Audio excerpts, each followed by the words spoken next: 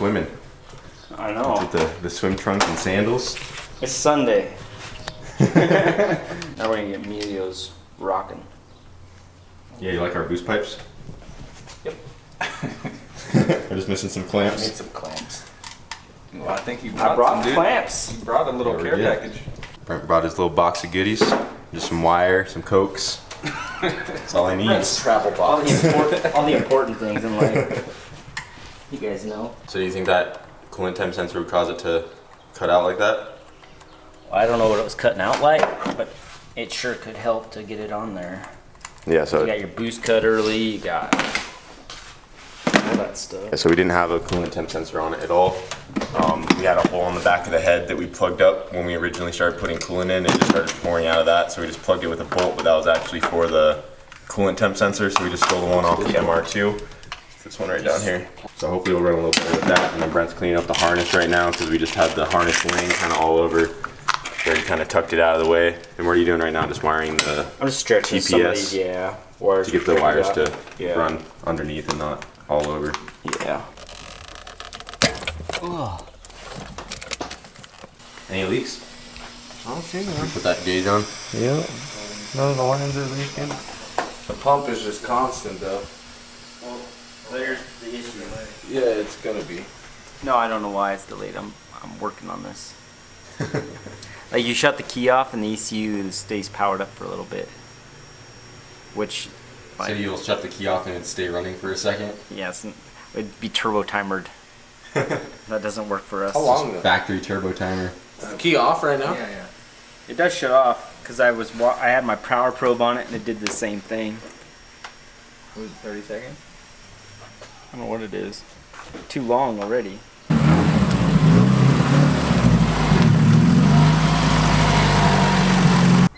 Bumper's coming off a bit. A little bit. Fell off on the way over. Yeah, me and Emilio went to the parts store. It's a little too much fun, I think. Yeah, what I was doing was I tapped into the ECU 12 volt switch power and I took that to the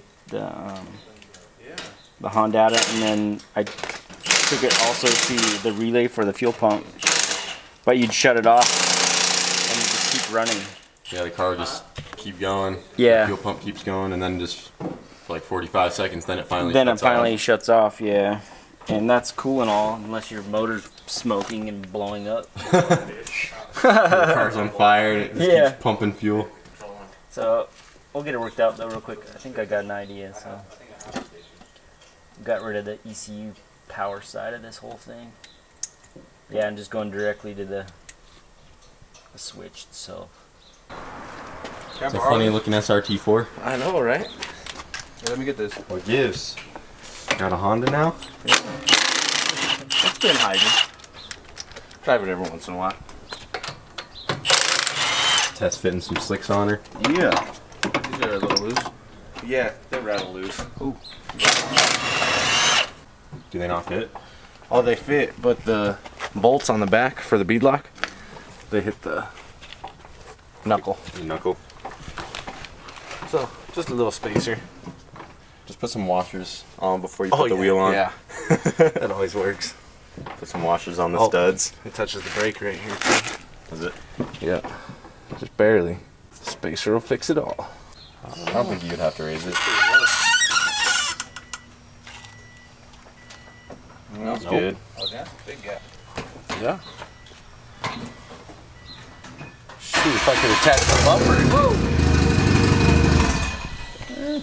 Hey! Hey! Get it? Hey! Yeah. Hey! Hey! Actually,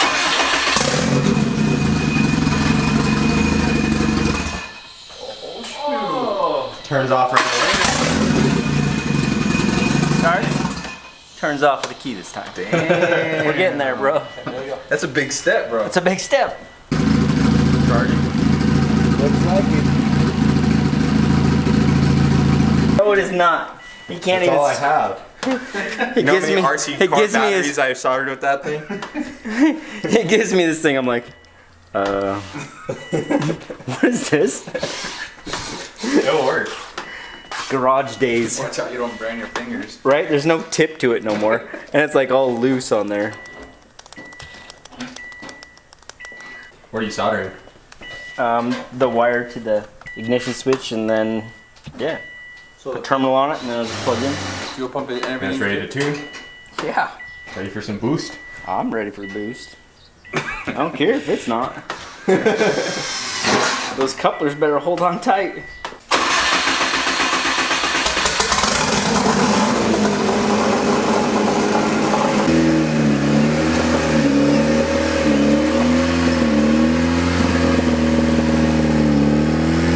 A little fat, a little rich.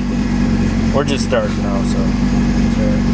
All right, guys. So Brent and Jamie came over to help on the STI. Right now we're getting her topped off on coolant. Got a lot done on it. A lot of wiring that Brent cleaned up. Spent like, I don't even know how long cleaning up the wiring. At least 5 minutes. At least 5 minutes.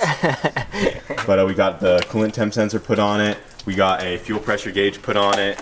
And we also put all the clamps on the boost pipes, because as you guys just saw, we got those done last night, but we were just having some of them held on with zip ties. So we got that fixed, and then Brent got it all wired up so that the car turns on and off when you turn the key on and off, so it doesn't just run always like it used to. And now that we got it topped off on coolant, we're gonna try to take it around the block and see if we can't tune her out and make some boost, because pretty sure not having that coolant temp sensor plugged in was causing it to break up right away. Why did Jamie jump in? I don't know, does Jamie want to come? Well, yeah, Four-door. Come on, Four-door, dude. we got 4 seats. It's a sedan. Go up a little bit.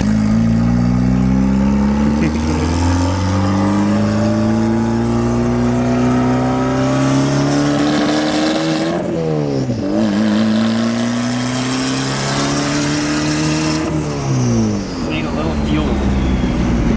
A little bit. We might need to go to the gas station. We might need an alignment. Yeah, you should probably go to the gas station and fill it up.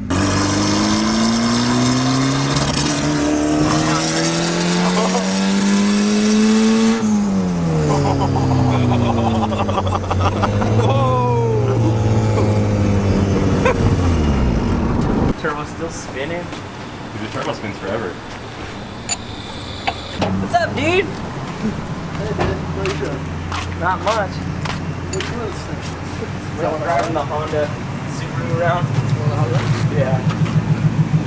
Oh shit, they put the front end on that. They put a Honda motor in a Subaru STI. Nice. So I'm just out street tuning it. Oh, cool.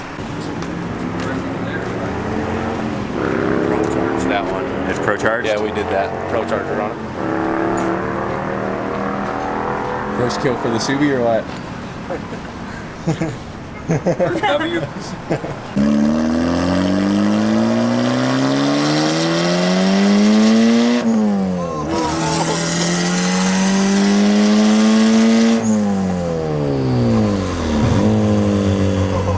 You can hear the front tires. Yeah, the front I tires can hear 'em, scrubbing. And we made some booze, dude. The front tires are scrubbing, but it's driving.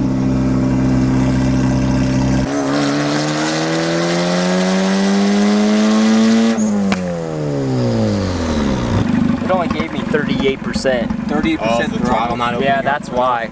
It's our yeah. throttle cable. Yeah, we need to fix the throttle. So just needs a throttle cable that works. Yeah. It's a little messed up. So we tried to make boost, only made a pound. 38% throttle just doesn't cut it. Yeah. But we know what the problem is. So we know we can fix it. Yeah, little bracket bending. So. I really can't do too much if the throttle's not working right now. Yeah. So fix that. What was our list? The oil pan, alignment. the baffle in the oil pan. Baffle in the pan, and then dyno. So we're a day away from the dyno.